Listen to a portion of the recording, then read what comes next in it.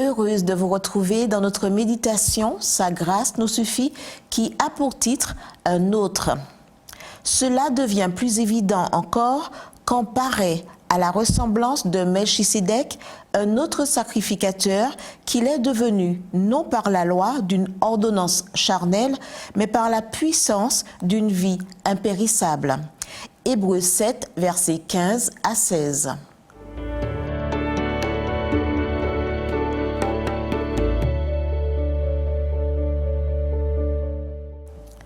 Paul nous présente un autre sacrificateur différent de celui présenté dans le Lévitique.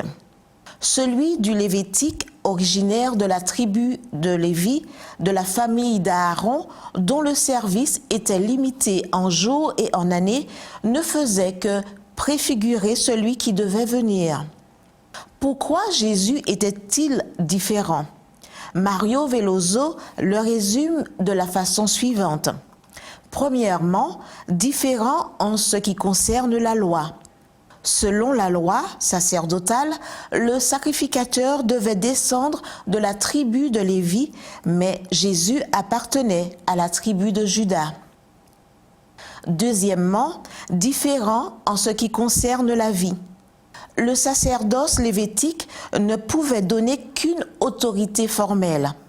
Le Christ, par contre, est un sacrificateur par la puissance d'une vie indissoluble, stable et permanente. Voir Hébreux 7, verset 16. Il n'y a aucun sacrificateur lévite ayant une telle vie. À l'époque de Jésus, dans le temple, il existait un système de roulement des sacrificateurs précisant les moments où chacun pouvait exercer son ministère. Donc, le sacerdoce du Christ n'a aucune limite. Troisièmement, différent en ce qui concerne le temps. Il est sacrificateur pour toujours. Tous les sacrificateurs lévites sont morts. Même le système sacerdotal aaronique a pris fin. Cependant, le Christ intercède actuellement pour les pécheurs dans le sanctuaire céleste. Quatrièmement, différent en ce qui concerne le serment. Les autres sacrificateurs n'ont pas été faits prêtres par serment, mais dans ce cas, Dieu lui-même a fait un serment pour garantir la promesse. Voir les versets 20 et 21. Ce serment donne une base au sacerdoce du Fils par opposition à la base juridique du sacerdoce lévitique.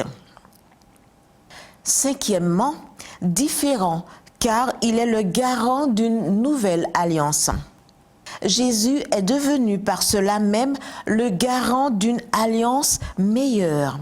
De plus, ces sacrificateurs ont existé en grand nombre parce que la mort les empêchait d'être permanents. Hébreux 7, verset 22 avec toi en parle. Ce sacrificateur intercesseur est celui-là même qui nous a créés, qui nous a rachetés par son sang, qui poursuit son plan salvateur et qui par conséquent intercède pour nous quotidiennement et de façon permanente. Il n'a pas besoin d'offrir des sacrifices pour lui-même, ni d'emprunter une vie. Il a sa propre vie et il l'a donnée pour nous. Une non-croyante voulait se moquer d'une grand-mère croyante. « Que signifie pour vous être sauvé ?» lui a-t-elle demandé. La vieille dame a répondu avec assurance.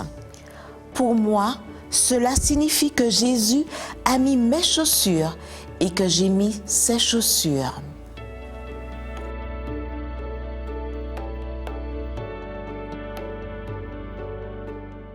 Jésus s'est mis à notre place en étant notre sacrifice, notre offrande et notre sacrificateur. Il a subi notre mort pour que nous puissions vivre sa vie.